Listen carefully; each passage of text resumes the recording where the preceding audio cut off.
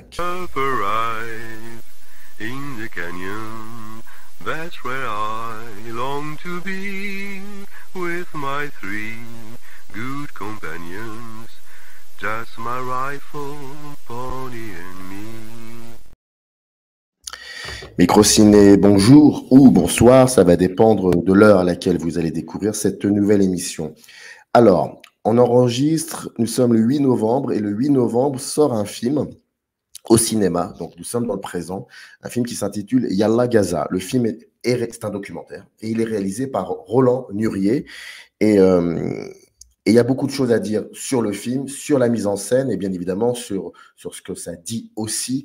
Vous avez bien deviné un peu de la géographie qui est questionnée dans ce film. Mais avant cela, je remercie énormément Zeina Toutounji-Govar, l'attachée de presse du film, pour l'aide apportée à la conception de cette émission. Donc, Yalla Gaza, nous sommes le 8 novembre. Roland Nurier est là pour en parler. Je l'en remercie, d'autant plus que c'est le jour de la sortie du film. Et je vais vous poser une simple première question qui peut-être amène des réponses qui peuvent être, qui n'étaient peut-être pas prévues.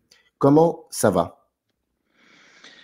Disons que ça pourrait aller mieux parce que, pour tout vous dire, il y a la Gaza, le film a été terminé en début d'année 2023, évidemment bien avant les terribles événements qu'on est en train de vivre. Et le truc, c'est que je n'ai plus de nouvelles de pas mal de protagonistes du film, donc je suis terriblement inquiet. Donc on va dire que ça va pas très fort. Ça va pas très fort aussi parce que les amis que j'ai à Gaza ou les gens qu'on a rencontrés là-bas lors du tournage, je vous expliquerai les conditions du tournage, puisque moi je n'ai pas pu y aller et c'est mon ami Yad Alassal qui a fait le travail pour moi. On n'a plus de nouvelles et je sais qu'ils sont sous les bombes. Là aujourd'hui, au moment où on se parle, il y a plus de 10 000 morts, dont les 2 tiers sont des femmes et des enfants. Il n'y a pas d'issue à court terme. C'est dramatique. Je reçois des messages d'appel au secours. Je ne sais pas quoi faire. Ça m'empêche de dormir. C'est une situation totalement insupportable. Quand je découvrais le film, je l'ai découvert il y a 2 jours, hein.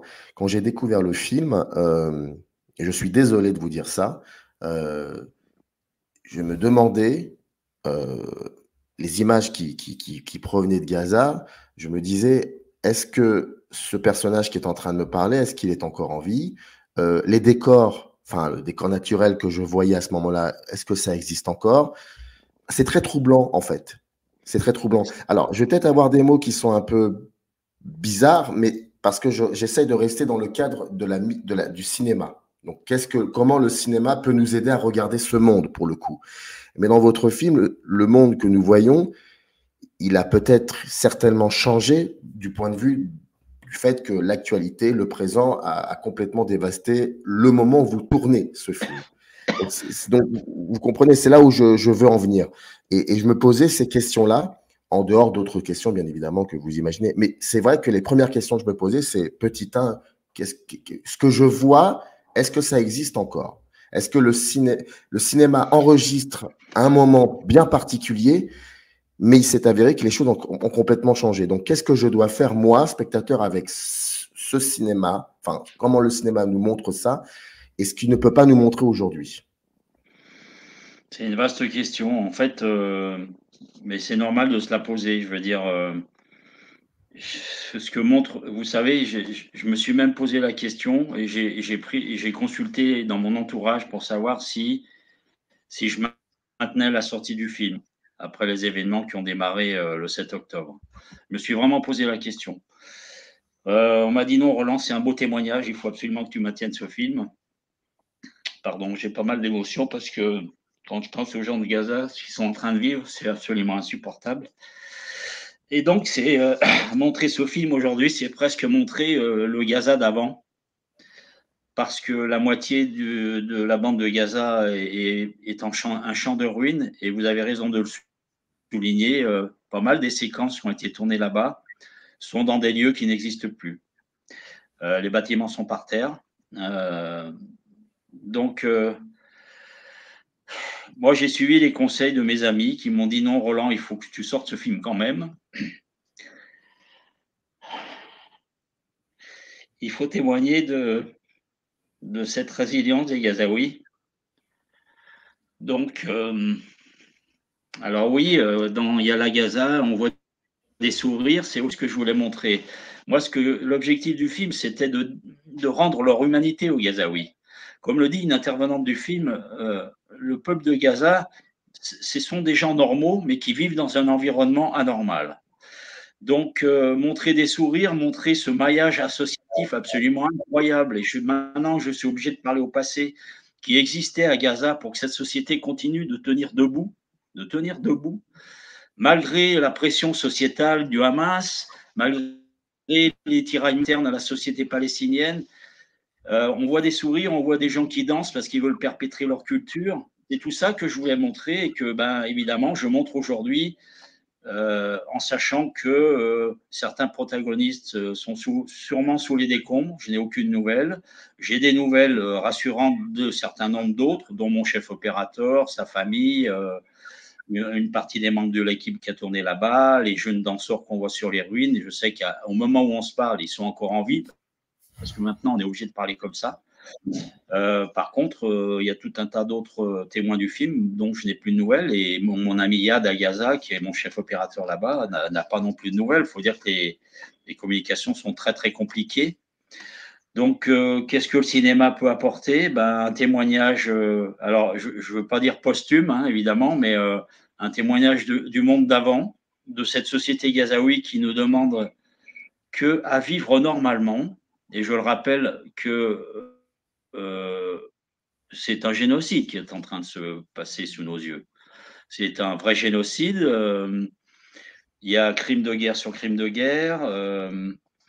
Et je rappelle que c'est une population gazaoui, c'était 2,3 millions de personnes enfermées dans une surface de 360 km², c'est-à-dire à peu près 2 fois Paris, une densité, une des plus grandes densités au monde, et avec un blocus totalement inhumain et contraire aux règles de droit international imposées par Israël depuis 17 ans. Je ne sais pas, il faut que les gens comprennent, il faut que vos auditeurs comprennent, et ça, et je pense que modestement, ce que le film essaye d'apporter, c'est de contextualiser tout ça et expliquer, c'est pas justifier. Attention, je vais reprendre les termes de certains journalistes.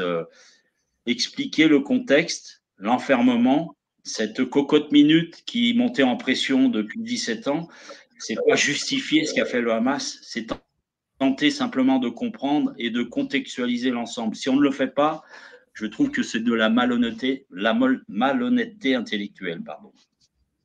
Non, mais je pense que nous sommes d'accord, et je ne vais pas parler en votre nom, mais je pense que nous sommes d'accord sur. Et d'ailleurs, le film, il y a dans le film aussi la possibilité d'un geste humaniste. Donc, nous sommes d'accord sur le fait qu'effectivement, ce qui s'est passé le 7 octobre, c'est quelque chose qui est effectivement assez horrible. Mais le film, c'est très troublant. Hein. Vraiment, je vous le dis, c'est très troublant. Parce que le film, l'annonce plus ou moins, ce qui peut, c'est un moment, ça va exploser. Et ce qui est très intéressant aussi dans votre film, c'est que il y a aussi, et ça, je pense que c'est à mon avis le geste d'un cinéaste qui questionne à ce moment-là une géographie dans laquelle l'histoire est constamment en mouvement, c'est le fait de montrer le champ, mais aussi le contre-champ. Et le contre-champ, c'est les Israéliens. Et dans le film, il y a aussi des personnages, des protagonistes, qu'elles soient soit de nationalité israélienne de confession juive, ou alors pas forcément de confession juive, mais qui soient israéliens. Bref, qui expliquent aussi le contre-champ à tout ça. Et donc, ça donne un film qui... Ce que je veux savoir, est-ce que quand vous avez commencé à l'écrire, entre parenthèses, est-ce que c'était évident de se dire qu'on ne va pas sombrer, on ne va pas tomber dans une espèce qu'il n'y ait que le chant, mais pas le contre-chant, si vous voyez ce que je veux dire. Oui, bien sûr. Quand j'ai écrit la trame, évidemment, c'était évident que je voulais entendre des citoyens juifs israéliens. Alors, il se trouve que ce sont des juifs israéliens engagés pour le droit des Palestiniens, et c'était important pour moi de les entendre parce que, en fait, nos grands médias ne leur donnent quasiment jamais la parole. Et je trouve ça profondément injuste. Et ça laisse entendre que l'ensemble de la communauté juive mondiale serait derrière Israël, ce qui est totalement faux, ce qui est vraiment totalement faux. Ça, c'est et donc donner la parole à des juifs entre guillemets antisionistes qui vivent en Israël ou qui ont fait le choix de militer à l'étranger, dans la diaspora, ça me semblait déterminant. Déterminant pour l'équilibre du film et aussi pour, oui, pour capter la justesse des propos et faire remarquer qu'il y a d'autres voix juives qui ne soutiennent pas la politique israélienne, loin s'en faut, qui la condamnent et qui militent pour les droits fondamentaux des Palestiniens. Ça, à l'écriture, je vous assure que c'était prévu.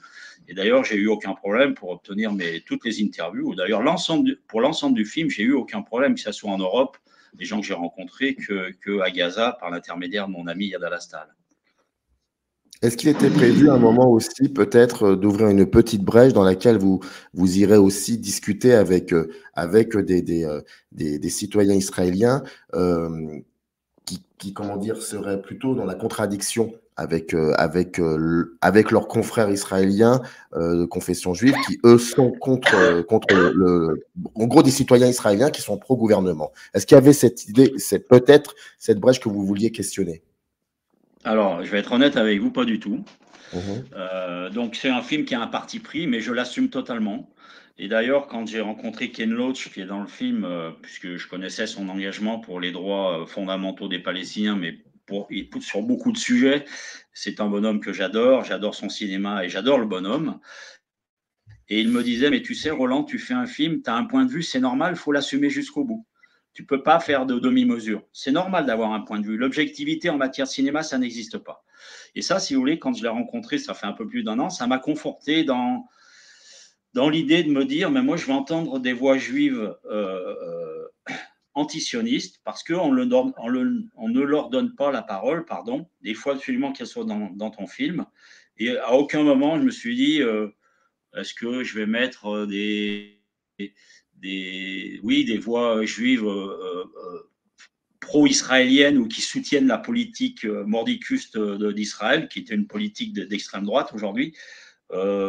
Ouais, ça m'a légèrement effleuré l'esprit, mais très vite, je me suis dit non, ça n'a pas de sens, ça va être noyé au milieu de tout le reste. Mais je l'assume et je peux comprendre que c'est une critique qu'on peut me faire. Hein. De toute façon, c'est la règle du jeu hein, quand on fait un film, surtout quand on parle de Palestine-Israël. Il ne peut pas y avoir un consensus, c'est pas possible. Donc, j'accepte cette critique de ne pas avoir de voix divergentes, mais je rappelle que les voix juives pro-israéliennes, ils squattent les plateaux télé. Donc, moi, ce que j'avais envie d'entendre, c'est les voix qu'on n'entend jamais dans nos grands médias. Comment on construit ce film? En fait, moi, je suis parti déjà d'un constat, c'est que pour mon film précédent, Le Char et l'Olivier, une autre histoire de la Palestine, j'avais parlé un petit peu de Gaza à la fin de la trame, à la fin du film, mais j'avais trouvé trop rapidement, j'avais été un peu frustré parce qu'en potassant les documents, en lisant beaucoup sur ce qui se fait sur Gaza, en lisant des historiens, Gaza, c'est une histoire à part entière, c'est un lieu de passage incroyable de plusieurs millénaires, alors, ça fait partie du territoire palestinien, mais c'est surtout aussi d'un point de vue géopolitique très intéressant à étudier. 17 ans d'enfermement et on se dit mais comment elle tient debout cette société? Donc voilà, c'est le regard d'une société qui est complètement enfermée et qui manque de presque tout, mais qui est quand même debout, alors qui était debout, pardon de parler au passé. C'était pas la guerre civile, même s'il y a eu des tensions et une petite guerre civile entre le Hamas et l'autorité palestinienne en 2006-2007. Mais en tout cas, depuis, ça tenait debout parce qu'il y a un maillage absolument incroyable d'associations, d'ONG. Il y a une solidarité dans cette société gazaoui. Il y a une créativité que je trouvais très intéressante à étudier. C'est ce que j'ai tenté modestement de mettre en avant au travers de mes interviews et des images que vous avez pu voir dans le film. Est-ce que vous me racontiez que les images qui ont été tournées à Gaza, c'est l'un de vos collaborateurs qui l'a fait. Simple curiosité, hein, je vous l'avoue. Qu'est-ce qui fait que ça a été compliqué pour vous de vous y rendre? Parce que j'ai pas eu d'autorisation à temps. En fait, pour tout vous dire, j'avais commencé les tournages à Paris, à Bruxelles. On avait scénarisé un certain nombre de séquences à Paris, à Bruxelles. Après, je suis allé à Londres, rencontrer Ken Loach et puis un activiste israélien. Et voyant le temps avancer, je m'étais donné un objectif. J'ai pas eu d'autorisation parce que moi, j'ai pas de carte de presse. C'est très compliqué. Aujourd'hui, c'est impossible, mais c'était déjà très compliqué avant. Et j'avais même demandé à Christophe Oberlin, qui est le chirurgien que vous voyez dans le film, qui lui, Oui. lui travaille pour une ONG américaine, donc il y va, enfin, il y allait régulièrement 2 à 3 fois par an pour former des chirurgiens ou opérer tout simplement. Et je lui avais dit, écoute, tu peux pas me faire passer, vous pouvez pas me faire passer pour un infirmier, puis je vais venir avec vous. Non, il me dit, c'est beaucoup plus compliqué que ça. Il faut faire des dossiers en amont très en avant, etc. Donc, voyant le temps passer, moi, j'avais écrit toutes mes interviews. J'avais commencé à prendre des rendez-vous sur des accords de principe sur les différents intervenants de Gaza. J'ai dit à Yad, mon ami Yad, qui est un francophone, qui est un cinéaste, qui a fait ses études de cinéma en France, je lui ai dit, écoute, il faut que tu sois mes yeux et mes oreilles là-bas. Il faut que tu prennes le relais. On ne pourra pas travailler ensemble. Il faut que tu le fasses avec. Donc, il a pris le relais d'une façon absolument magistrale, parce qu'il connaît évidemment bien le terrain. Il m'a amené ses propres idées. Et du coup, on a travaillé un peu à distance, comme ça. Il faisait des repérages. Il m'envoyait par WhatsApp. Il me disait, est-ce que ça te va? Oui, je lui dis, ça va, mais ça me va un peu moins bien. Par exemple, il m'a fait des repérages pour trouver le lieu où on voit les danseurs et danseuses qui dansent sur un immeuble éventré. Là, vous avez compris que c'est un peu le fil conducteur du film. Et je lui dis, ouais, ça, c'est formidable. Et là, il m'a fait un dispositif de folie, quoi, avec un drone, avec 5 caméras. Enfin, voilà, on a travaillé comme ça à distance. Ça s'est fait finalement assez facilement, entre guillemets. On n'a eu aucun problème pour tourner à Gaza. Il a fallu une autorisation des autorités pour tourner notamment les scènes de danse sur le quartier en ruine. Mais sinon, tous les intervenants se sont livrés sans aucune contrainte. Ils ont répondu à la lettre à l'intégralité de toutes mes interviews. Alors, il faut expliquer que le film remonte depuis le début de la création de l'État d'Israël et jusqu'à aujourd'hui. Et il y a plusieurs personnages, plusieurs protagonistes. J'imagine que lorsque vous avez construit le film, vous aviez déjà en tête des envies très fortes de dialoguer avec tel ou tel personnage. Est-ce qu'il y en avait quelques-uns que vous souhaitiez avoir dans le film et qui pour des raisons diverses, n'ont pas pu être là? Oui, alors en fait, pour la construction de la trame, il faut que je rajoute une petite précision. Effectivement, les premières 10 minutes ou le premier quart d'heure du film, on s'attache à recontextualiser dans l'historique ce qu'est la bande de Gaza, territoire palestinien. Je me suis posé la question de savoir si je le faisais, ça, parce que en fait, tout est très bien expliqué, entre guillemets, dans Le Char et l'Olivier, une autre histoire de la Palestine, le film précédent, qui est un film très généraliste sur l'histoire de ce territoire palestinien, où on parle beaucoup d'historique. Mais là, je me suis dit, les gens qui vont aller voir Yad à Gaza, par curiosité ou par envie de comprendre un peu mieux ce qui se passe dans ce territoire, encore plus aujourd'hui, ils n'ont pas forcément toutes les clés pour recontextualiser l'histoire. Donc, je me suis cru obligé de remettre encore 10 minutes à un quart d'heure de contexte historique en m'appuyant sur le travail, par exemple, de Jean-Pierre Filiou, qui est professeur d'université, qui a écrit beaucoup sur le Moyen-Orient et notamment sur Palestine-Israël, qui est un fin connaisseur de Gaza, qui s'y est rendu quelques semaines avant les terribles événements qu'on a vécu. Donc voilà, là, dans la construction, ça me semblait, après, pour la compréhension impérative de passer par ce début-là. Après, j'ai un petit regret, c'est de ne pas avoir pu interviewer un historien israélien que j'adore, qui s'appelle Ilan Papé, qui vit à Londres, enfin qui vit en Angleterre. Mais pour des problèmes de date, on n'a pas pu, quand on était à Londres, le rencontrer pour faire l'interview. J'espère pouvoir le faire. Il était d'accord sur le principe, mais il a écrit des bouquins absolument formidables, notamment le best-seller de référence, Le nettoyage ethnique de la Palestine, qui est absolument fabuleux. C'est un gros pavé qui explique comment tout ça a été mis en place pour… En fait, le projet israélien, il faut quand même l'avoir en tête, c'est de vider la Palestine des autochtones. Et en fait, le tort des Palestiniens, moi maintenant, avec le recul, depuis que je travaille sur le sujet, depuis 25-30 ans que je m'y intéresse, on comprend la logique israélienne, mortifère. C'est que ces Palestiniens, leur seul tort, c'est d'exister, en fait. C'est des mots très durs que je prononce, mais je vous assure que quand on connaît la situation, moi je me suis rendu deux fois en territoire occupé, en Cisjordanie, c'est vraiment le ressenti qu'on a. Aujourd'hui, Gaza est au devant de l'actualité, mais on parle peu des agressions des colons en Cisjordanie, dans ce qu'on appelle les territoires occupés, mais c'est tous les jours que les Palestiniens sont agressés, protégés par l'armée. Donc, et d'ailleurs, ça m'amène à une réflexion. Moi, je pensais que ça allait peut-être plus exploser en Cisjordanie, compte tenu justement des agressions des colons de plus en plus fortes sur la population palestinienne. Je me suis dit, mince, il va y avoir des attentats, ça va être terrible. Et finalement, vous voyez, ça a explosé à Gaza. Mais il ne faut pas perdre de vue qu'en Cisjordanie, la situation est terrible, que les Palestiniens n'osent même plus sortir de chez eux. Il y a voilà, il y a un espèce de blackout, ils n'osent plus envoyer leurs enfants à l'école parce qu'ils sont menacés par les colons. Le public n'a pas l'air de... Enfin, je ne sais pas s'il s'en rend compte, mais comme Gaza est passé au devant de l'actualité, ce qui se passe en Cisjordanie, on en parle nettement moins, mais c'est dramatique. C'est dramatique. Il y a des assassinats quasiment tous les jours de Palestiniens. Et aujourd'hui, vous n'êtes pas là-bas, vous n'êtes pas à Gaza, et vous avez beaucoup travaillé sur cette question-là. J'imagine que vous, en tant que cinéaste, je parle bien en tant que cinéaste, même si c'est un peu compliqué ces derniers temps, il y a aussi l'envie, pour le coup, d'enregistrer, d'y aller et de filmer, de faire des images de cinéma qui seraient contre les images de télévision, si vous voyez ce que je veux dire. Est-ce que ça, vous y pensez aujourd'hui, de faire quelque chose avec votre collaborateur qui se trouve là-bas, ou c'est compliqué parce que peut-être que, enfin, il y a peut-être plus urgent au lieu de filmer, il y a des choses qui sont plus urgentes à faire. Bref, je parle vraiment, là, je pose la question au cinéaste, est-ce que de ne pas pouvoir être là-bas et d'enregistrer, de capter, de regarder et de montrer avec des images de cinéma, est-ce que c'est quelque chose qui vous passe, qui vous traverse l'esprit?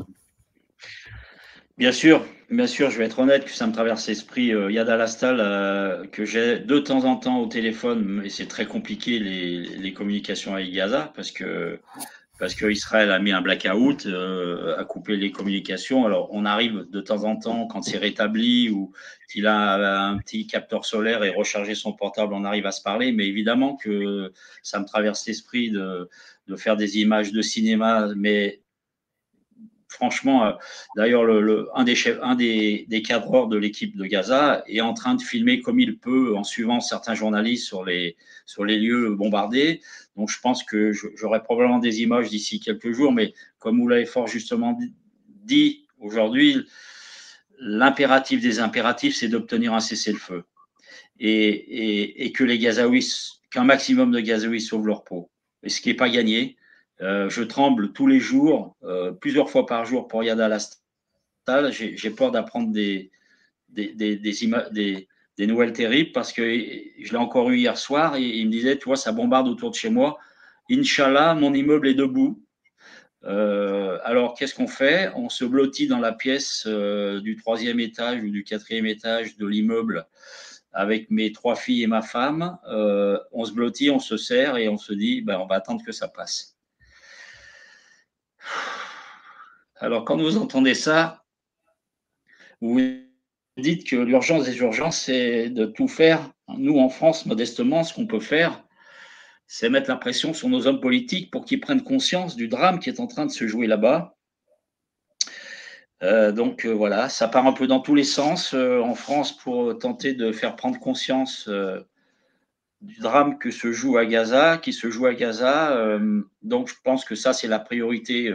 Bien sûr que j'aurais très envie de faire quelque chose sur l'après ou sur le pendant, mais ouais, c'est pas prioritaire, quoi. Et on est tellement inondé d'images, de vidéos amateurs ou même des fois des vidéos sacrément bien faites sur le drame que vivent les Palestiniens. Moi, j'en reçois sur WhatsApp ou même par Internet. J'en reçois 2, 3, 4 fois par jour. Mais des fois, c'est même très, très dur à voir. Hein. Donc, c'est assez facile d'avoir les images. Et on pourrait imaginer imaginer de faire quelque chose, c'est sûr, ça me traverse l'esprit. Mais je vous dis, j'ai un peu la tête ailleurs et c'est pas la priorité du moment. Est-ce que votre film, parce que c'est ce qui nous réunit un petit peu aujourd'hui, est-ce que votre film, dernière question et question qui n'est pas forcément d'ordre cinématographique, mais là, je suis très curieux pour le coup. Est-ce que votre film a été beaucoup vu parmi mes confrères de la presse, confrères et consoeurs? Alors beaucoup, je sais pas comment on peut mettre le curseur sur beaucoup. Il a été vu parce que l'attaché de presse Zaina a très bien fait son travail. Oui, bien sûr.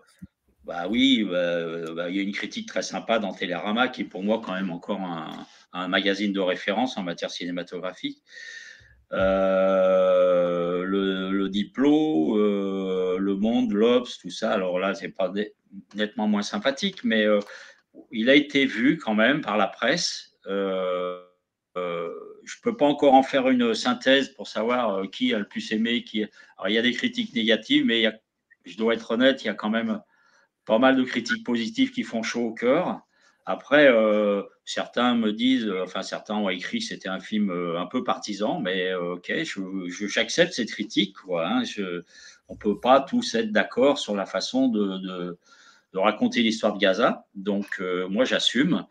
Alors dire s'il a été beaucoup vu, on va dire moyennement vu, hein, on va être plus modeste. Et les critiques sont en train de tomber. Ça a commencé à tomber hier, avant-hier. Il va en avoir dans la journée. Normalement, il va y avoir un papier dans l'Humanité. Il va y avoir un papier dans Politis. Il y a eu des choses dans Télérama, dans l'Obs, dans Première.